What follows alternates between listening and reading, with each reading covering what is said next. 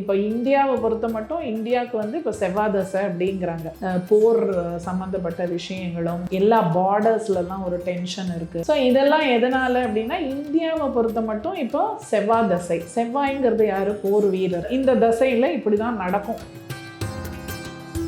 இப்போ 90s கிட்ஸுக்கெல்லாம் ஆகலை, ஆனால் 2K கிட்ஸுக்கெல்லாம் ஆகுது அப்படின்லாம் சொல்கிறீங்க. ஒரு குறிப்பிட்ட காலகட்டத்தில் பார்த்தீங்கன்னா இந்த கிரகங்கள் வந்து சில பொசிஷன்ஸ் எல்லாம் சரியாக இல்லை. 89, 90 அந்த பீரியட்லலாம் பார்த்தீங்கன்னா இந்த வருட கிரகங்கள்னு பொசிஷன்லாம் அப்போது சரியில்லாமல் இருந்தது. அப்போ அந்த டைமில் பிறந்த சில குழந்தைங்களுக்கெல்லாம் இன்றைக்கி வரைக்கும் கூட கல்யாணம் ஆகாமல் நிறைய பேர் இருக்காங்க.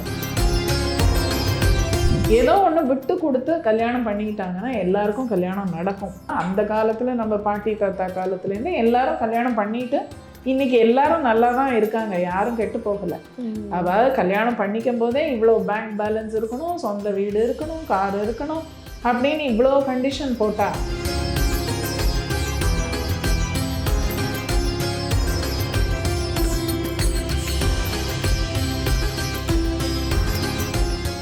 மேம், இப்போ நீங்கள் பேசும்போது சொன்னீங்க லவ் மேரேஜஸ் வந்து நிறைய நடக்குது. இப்போ இருக்கிற அந்த லவ்வில் வந்து பியூரிட்டி, லாயல்ட்டி அப்படின்ற ஒரு விஷயம் இல்லவே இல்லை அப்படின்ட்டு. ஏன் அந்த காலத்தில் அந்த ஒரு லாயல்ட்டி இருந்தது? ஏன்னா உண்மையாகவே லவ்வுக்காக எதையும் செய்யக்கூடிய ஒரு சுச்சுவேஷன் அப்போ இருந்தது. அது பார்க்கும்போதே அந்த நிறைய மூவிஸில் பார்க்கும்போதே அவ்வளோ மெல்டடாக இருக்கும். ஆனால் இப்போ இருக்கிற லவ் அப்படி இருக்கா கேட்டால் இல்லை. சீரியஸ்லி அந்த ஒரு சாக்ரிஃபை பண்ணுற மனநிலையில் யாருமே இல்லைன்றது இவ்வளோ பெரிய பிரச்சனையாக மாறி இருக்கா? எதனால இப்போ அந்த லவ்வில் அந்த லாயல்ட்டி இருக்கு மாட்டேங்குதுமா? பொதுவாகவே வந்து நீங்கள் கேட்குற கேள்வி ரொம்ப அருமையான கேள்வி. அதாவது இப்போ நீங்கள் லாஜிக்கலாக ஒரு விஷயம் எல்லார் மனசுலையும் ஓடும். இதே மாதிரி கிரக நிலைகள், இதே மாதிரியான ஜாதகங்கள் அந்த காலத்துலேயே எல்லாருக்கும் இருந்திருக்கும் இந்த மாதிரி காம்பினேஷன்ஸில். அது ஏன் இந்த காலத்தில் மட்டும்தான் அப்படி இருக்கணுமா? அந்த காலத்தில் ஏன் அதெல்லாம் நடக்கலையா அப்படின்னு கேட்கலாம். அந்த காலத்துலேயும் காதல்ங்கிறதெல்லாம் இருந்திருக்கு, இல்லாமல்லாம் இல்லை. ஏன்னா காதல் அப்படிங்கிறது நம்மளுடைய புராண காலங்கள்லேருந்தே நம்ம மித்தாலஜிலெல்லாமும் நிறைய காதல் கதைகள்லாம் நம்ம பார்த்துருக்கோம், இல்லாமல்லாம் கிடையாது. ஆனால் அப்போ வந்து ஒரு புனிதத்தன்மை இருந்தது அப்படின்னா அதுதான் ஜோசியத்தில் வந்து கால தேச வர்த்தமானம். திரும்ப திரும்ப நான் அதுதான் சொல்கிறேன். அதாவது நம்ம ஜோசியம் சொல்லும்போது கூட ஒவ்வொரு காலகட்டத்திற்கு ஏற்றவாறு நம்ம ஜோசியம் சொல்லணும் அப்படிங்கிறாங்க. இப்போது நம்ம மகாபாரதம் ராமாயணம் நடந்த காலத்துலேயும் காதல்லாம் இருந்திருக்கு. நிச்சயமா. அப்போ அந்த யுகம்ங்கிறது வேற. இப்போ நம்ம இருக்கிறது கலியுகம். அப்போ கலியுகத்தில் இந்த விஷயங்கள்லாம் நடக்கும்னு ஏற்கனவே கிருஷ்ண பரமாத்மாவே சொல்லிட்டு போயிருக்காருங்கிற மாதிரிலாம் சொல்கிறாங்க. அதாவது பெண்களுக்கு வந்து வெட்கம் மானம் விட்டு போகும். அதுக்கப்புறம் வந்து ஆண் பெண் வித்தியாசம் இல்லாமல் நடந்துப்பாங்க. அப்புறம் வந்து நீதி நியாயம் தர்மம் எல்லாம் இருக்காது. இந்த மாதிரி விஷயங்கள்லாம் இந்த கலியுகத்தில் நடக்குங்கிறது முன்னாடியே சொல்லி வச்சுட்டு போயிருக்காங்க. ஸோ இப்போ நம்ம ட்ராவல் பண்ணிகிட்டு இருக்கிற அந்த யுகம் கலியுகத்தில் இந்த மாதிரி நடக்கக்கூடிய விஷயங்கள்லாம் வந்து இது வந்து ரொம்ப இயல்பாக இருக்குது. இப்போது இதை வந்து ஒரு இயல்பான விஷயமா நம்மலாம் இப்போ அந்த மாதிரி ஒரு போக்கு இப்போ வந்துடுச்சு. மனுஷங்க வந்து இதை ஒரு தப்புன்னு கூட யாரும் நினைக்கிறது இல்லை. இப்போ நடக்கிற இந்த புதுமையான விஷயங்கள்லாம் சொல்கிறாங்க இல்லையா? அதாவது நான் இதை வந்து தப்புங்கிற ஒரு கண்ணோட்டத்திலே நான் சொல்லலை. இப்போ கே மேரேஜ் சொல்கிறாங்க, லெஸ்பியன்ஸ்ன்னு சொல்கிறாங்க. அப்புறம் வந்து இந்த மாதிரி லிவிங் இன் ரிலேஷன்ஷிப், அதாவது தாலியே கட்டாமல் சும்மா ஒரே வீட்டில் வாழறது 2 பேருங்கிற மாதிரி சொல்கிறாங்க. என்னென்னவோ புதுசாக சொல்கிறாங்க. அதெல்லாம் வந்து நமக்கு வந்து பழக்கப்படாத விஷயங்கள் இதெல்லாம். ஆனால் இந்த காலத்தில் வந்து அதெல்லாம் வந்து ஒரு லீகலாகவே இது வந்து பண்ணலாங்கிற அளவுக்கு ஒரு அங்கீகாரம் அதுக்கு கொடுத்துட்டாங்க.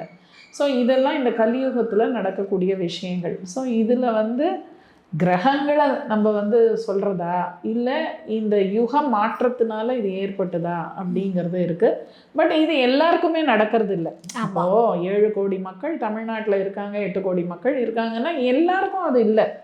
ஈவன் உலக அளவில் கூட சொல்கிறேன், தமிழ்நாடு மாத்திரம் எதுக்கு எடுத்துக்கணும், எல்லா மக்களுக்கும் இந்த சம்பவங்கள் எல்லாம் நடக்கிறது இல்லை. ஒரு சிலருக்கு இருக்குது அப்படின்னா அவங்க ஜாதகத்தில் சில சேர்க்கைகள், சில கிரக சேர்க்கைகள், சில விஷயங்கள் அவங்களுக்கு தவறாக இருக்கலாம். அதனால் இந்த மாதிரி சம்பவங்கள்லாம் நடக்குது. ஓகே. இந்த மாதிரி கிரக சேர்க்கை இருக்கு அப்படின்னா அதுலேருந்து அவங்க எப்படி தெரிஞ்சுக்கிறது முதல்ல? அதாவது ஏன்னா இப்போ see, பிரச்சனை யாருக்கு தெரியுமா? அந்த பசங்களுக்கு இல்லை, அவங்கள பெத்தாங்கல்ல பேரண்ட்ஸு, அவங்க தான் நிறைய அஃபெக்ட் ஆகுறாங்க. ஸோ அது வந்து அஃப்கோர்ஸ் எல்லாரும் வந்து ஜோசியத்தில் நம்பிக்கை இருக்கும்னு சொல்ல முடியாது. ஆனால் ஜோதிடம் பார்க்குறவங்களுக்கு கண்டிப்பாக இந்த விஷயங்கள்லாம் ஜாதகத்திலேருந்து கண்டுபிடிச்சி சொல்லலாம். யாருக்கெல்லாம் இந்த மாதிரியான அமைப்புகள் இருக்குது, யாரெல்லாம் இந்த மாதிரி வழி தவறி போகக்கூடிய ஜாதகங்கள் எது அப்படிங்கிற விஷயமெல்லாம் எல்லாமே நம்ம ஜாதகத்தில் பார்த்து சொல்ல முடியும், கண்டிப்பாக சொல்ல முடியும். ஆனால் எல்லாரும் நம்புவாங்களா அப்படிங்கிறது திரும்பவும் ஒரு கேள்விக்குறி தான். ஏன்னா நிறைய பேர் வந்து ஜோதிடத்தை ஒரு நக்கலாக அதை வந்து ஒரு கிரிட்டிசைஸ் பண்ணி தான் பேசிகிட்டு இருக்காங்க. நிறைய பேர் நம்புகிறவங்க இருக்காங்க. பட் இதை வந்து ப்ராப்பராக அவங்க ஒரு கைடன்ஸ் எடுத்துக்கிட்டாங்கன்னா நிச்சயமாக பல விஷயங்களை நம்ம முன்கூட்டியே அது இப்படியெல்லாம் இருக்குங்கிறத சொல்லி அதை தடுக்க முடியாது. எனிவே அட்லீஸ்ட் ஒரு மென்டல் ப்ரிப்பரேஷனாவது கிடைச்சி. ஏன்னா இதனால் பாதிக்கப்படுறது நிறைய பேரண்ட்ஸ் தான் ரொம்ப கஷ்டப்படுறாங்க. ஏன்னா அவங்களுக்கு என்னன்னு புரிய மாட்டேங்குது, ஏன் இப்படி நடக்குது, எல்லார் வீட்லேயும் எல்லாம் நார்மலாக இருக்குது, நம்ம வீட்டில் மாத்திரம் ஏன் இப்படி இருக்குங்கிற மாதிரி. அதுலேயும் ஆண் பிள்ளைகளை விட பெரும்பாலும் பாதிக்கப்படுறது பெண் பிள்ளைகள் தான் நிறைய பாதிக்கப்படுறாங்க. எல்லாமே ஈக்குவலாக இருக்குது எனக்கு தெரிஞ்சு. ஏன்னா நான் நிறைய ஜாதகங்கள் பார்க்கறதுனால எனக்கு தெரியுது நிறைய ஈக்குவலாக இருக்குது. இதில் ஆண் பெண்ணுங்கிற மாதிரி ஜெண்டர் இதெல்லாமே டிஸ்கிரிமினேஷனே கிடையாது. எல்லா பிரச்சனையும் எல்லார்கிட்டையும் இருக்குது. சரியா? அப்போ இது வந்து டோட்டலாக என்டையர் வேர்ல்டு, இந்த பிரபஞ்சத்துக்கே வந்து இது ஒரு ஆகாத தசாபக்தியாக கூட இருக்கலாம். ஏன்னா இப்போ நம்ம தனி மனிதனுக்கு ஒரு ஜாதகம் இருக்கிற மாதிரி இந்த பிரபஞ்சத்துக்கு ஒரு ஜாதகம் இருக்கும். அந்த ஜாதகத்தின் படி கூட ஒரு மோசமான தசாபுக்தியாக இருக்கலாம் இல்லையா? அப்படியும் நம்ம எடுத்துக்கலாம். இப்போ இந்தியாவை பொறுத்த மட்டும் இந்தியாவுக்கு வந்து இப்போ செவ்வாய் தசை அப்படிங்கிறாங்க. அதனால தான் எங்கே பார்த்தாலும் ஒரே போர் சம்மந்தப்பட்ட விஷயங்களும் ஒரே ஒரு அமளி தமிழியாக இருக்குது எல்லா இடத்துலையும் இல்லையா? எல்லா பார்டர்ஸ்லலாம் ஒரு டென்ஷன் இருக்குது. ஸோ இதெல்லாம் எதனால் அப்படின்னா இந்தியாவை பொறுத்த மட்டும் இப்போ செவ்வாய் தசை. செவ்வாய்ங்கிறது யார்? போர் வீரர்.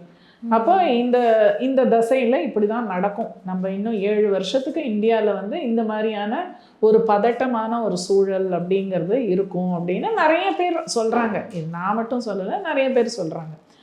ஸோ அந்த மாதிரி இந்த பிரபஞ்சத்துக்கே ஒரு தசாபுக்தி இருக்கலாம். மேபி அது ராகு தசையாக கூட இருக்கலாம். ராகுங்கிறவர் யார்? போகக்காரகன் ராகு. அப்போ அந்த போக நாட்டம், இந்த மாதிரியான ஒரு பிரேக்கிங் த ரூல்ஸ்ன்னு சொல்லுவாங்க இல்லையா? எல்லா இடத்துலையும் வந்து தடையை வந்து அவங்க பிரேக் பண்ணி அதாவது முரண்பட்ட விஷயங்களை பண்ணுறது, எல்லாரும் பண்ணுறதை பண்ணாமல் வேறு மாதிரி யோசிக்கிறது, இதெல்லாமே ராகுவோட வேலை தான். அப்போ நிறைய பேருக்கு அது ட்ரிகர் ஆகுது இந்த மாதிரி விஷயங்கள் அப்படின்னா இந்த பிரபஞ்சத்துக்கும் ஒரு ராகு தசை நடந்து அவங்க ஜாதகத்துலேயும் அந்த ராகு மேபி 8ஆம் பாவம் இதெல்லாம் ஒரு தொடர்பு இருக்கும்போது இந்த மாதிரியான தாட்ஸ் அவங்களுக்கும் வரலாம். ஸோ இது உலகத்துக்கு என்ன தசைங்கிறது எனக்கு ஆனஸ்டாக தெரியாது, பட் இருக்கலாம் அப்படின்னு நான் சொல்கிறேன். ஏன்னா இப்போ இந்தியாவுக்கு செவ்வாய் தசை அப்படிங்கிறது தெரியும். அதாவது சுதந்திர இந்தியா நான் சொல்கிறது. இந்தியா எப்போ பிறந்தது அப்படிங்கிறதுலாம் தெரியாது. சுதந்திர இந்தியாவுக்கு ஒரு ஜாதகம் இருக்குது. அது பிரகாரம் பார்த்தா இப்போ செவ்வாய் தசை நடந்துட்டு இருக்கு. ஓகே, உலகத்துக்கே வந்து ஜோசியம் சொல்லிட்டு இருக்கோம் இப்போ. Okay ma'am, okay ma'am. இப்போ வந்து நம்ம நிறைய விஷயங்களை பேசிகிட்டு இருக்கோம். இப்போ காதல் திருமணமாக மாறுமா அப்படின்ற ஒரு விஷயத்த பேசிகிட்டு இருக்கோம். அடுத்தது பார்த்தீங்கன்னா இப்போ காதல் திருமணமாக மாறுமான்றதை தாண்டி இப்போ திருமணமே நிறைய பேருக்கு பிரச்சனையாக மாறிக்கிட்டு இருக்குது. இப்போ பொதுவாக நீங்கள் எல்லா இடத்துலையும் கேள்விப்பட்டிருப்பீங்க, மேரேஜ் வந்து 2K கிட்ஸுக்கெலாம் மேரேஜ் நடக்குது, 90s கிட்ஸ்க்கு ஏன் மேரேஜ் நடக்கலை, ஏன் 90s கிட்ஸ் மட்டும் தனியாகவே இருக்காங்க அப்படின்ற ஒரு பெரிய கேள்விகள். நிறைய பேருக்கு பார்த்திங்கன்னா பெண் கிடைக்கிறதுல பெரிய பிரச்சனை இருக்குது.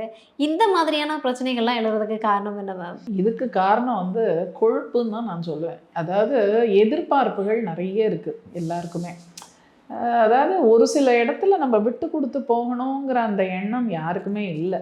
ஏதாவது அவங்க எனக்கு இப்படி வேணும் அப்படி வேணும் ஒரு பெரிய லிஸ்ட் ஆஃப் போடுறாங்க கண்டிஷன்ஸ். எனக்கு மாப்பிள்ளைன்னா இந்த மாதிரி இருக்கணும், இவ்வளோ சம்பாதிக்கணும், வீடு இருக்கணும், கார் இருக்கணும், கடன் இருக்கக்கூடாது, அப்பா அம்மா கூட இருக்கக்கூடாது, இந்த மாதிரியான பல கண்டிஷன்ஸ் ஜாஸ்தி ஆக ஆக அவங்களுக்கு கல்யாணம் ஆகிறது கஷ்டமாயிடுது. இதில் வேறு வெளிநாட்டில் வேலை செய்கிறவங்களுக்கு இதோட பெரிய கஷ்டம் என்னென்னா வெளிநாட்டுக்கு போக தயாராக இருக்கிற ஒரு பெண்ணோ ஆணோ இருக்கணும். இப்போ அவங்க இந்தியாவில் பெண்ணை பார்த்தாங்கன்னா இந்தியாவில் இருக்கிற பெண் வெளிநாட்டுக்கு போக மறுக்கலாம். அதனால பிரச்சனை. வெளிநாட்டிலே சரி இருக்கிற பெண்ணா பார்க்கலான்னா அதுலேயும் அமெரிக்கா மாதிரி கண்ட்ரீஸில் பார்த்தீங்கன்னா எனக்கு ஈஸ்ட் கோஸ்ட்டில் இருக்கிற பெண்ணு தான் வேணும், எனக்கு வெஸ்ட் கோஸ்ட்டில் இருக்கிற பெண்ணு வேண்டாம், இப்படி ஒரு விஷயம் நடக்குது. ஏன்னா கோஸ்ட் அவங்களுக்கு வந்து டைம்லேயே டிஃப்ரென்ஸ் இருக்குது. ஸோ இந்த மாதிரி பிரச்சனைகள் இருக்குது. ஸோ நிறைய இவங்க வந்து ஃபில்ட்ரேஷன் பண்ண என்ன ஆகுது, வரன் கிடைக்காம போயிடுது. அப்புறம் ஈஸியாக 30 வயசு வந்துடுது. 30 வயசு ஆனப்புறம் என்ன ஆகுது, அதுக்கு தகுந்த பிரச்சனைகள் வந்துடுது. 30 வயசு ஆகும்போதே ஆம்பளை பசங்களுக்கு தலையில் முடி கொட்டி போயிடுது. அப்போ எனக்கு சொட்டையாக இருக்கிற பையன் வேண்டாம் அப்படிங்கிறாங்க. அதுக்கப்புறம் பார்த்தீங்கன்னா பெண்களுக்கு உடல் ரீதியான பிரச்சனைகள் சிலது வரும். 30 வயசு தாண்டிட்டாலே பெண்களுக்கு வந்து அந்த ஃபர்டிலிட்டி அப்படிங்கிறது கம்மியாயிடுது.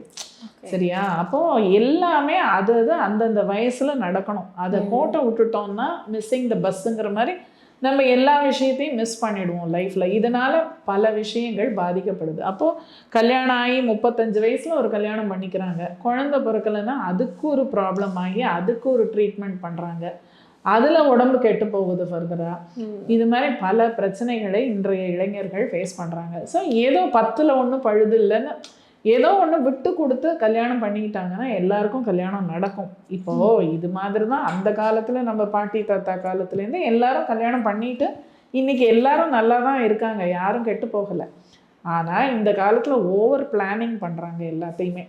அதாவது கல்யாணம் பண்ணிக்கும் போதே இவ்வளோ பேங்க் பேலன்ஸ் இருக்கணும், சொந்த வீடு இருக்கணும், கார் இருக்கணும் அப்படின்னு இவ்வளோ கண்டிஷன் போட்டால் அந்த பையனுக்கு அதுக்குள்ளே எப்படி அதெல்லாம் பண்ண முடியும்? 25 வயசு 26 வயசு பையனுக்கு இதெல்லாம் அவன் ரெடி பண்ணி கல்யாணம் பண்ணணும்னா அவனுக்கு 35 வயசு ஆகி தலை சொட்டை ஆகிடும் நேச்சுரலி, இல்லையா? அப்போ அதை ஒரு சாக்காக சொல்லி கல்யாணம் வேண்டான்னு ரிஜெக்ட் பண்ணுறாங்க. ஸோ இதில் ஜாதகமும் ஒரு பக்கம் வேலை செய்யும்னு வச்சுக்கோங்க. இதெல்லாம் வந்து நம்ம ஜென்ரலாக சொல்கிறோம், அதாவது உலகத்தில் நடக்கிற விஷயங்களை நம்ம பேசுகிறோம்.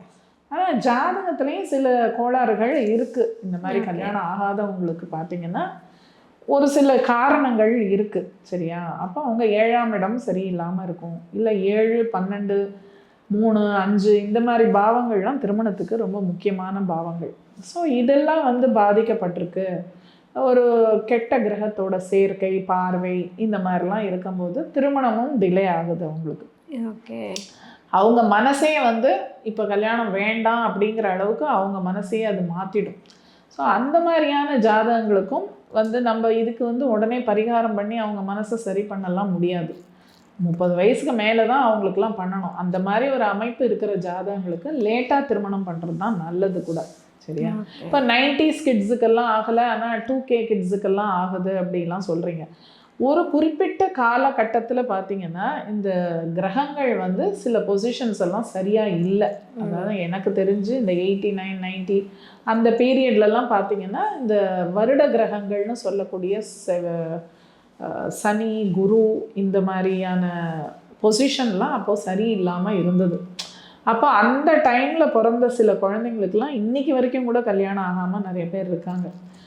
அதனால் இது வந்து இந்த ஜோடியாக்கில் நகரக்கூடிய இந்த கிரகங்களுடைய நகர்வு கூட ஒரு விதத்தில் ஒரு தாக்கத்தை ஏற்படுத்துது.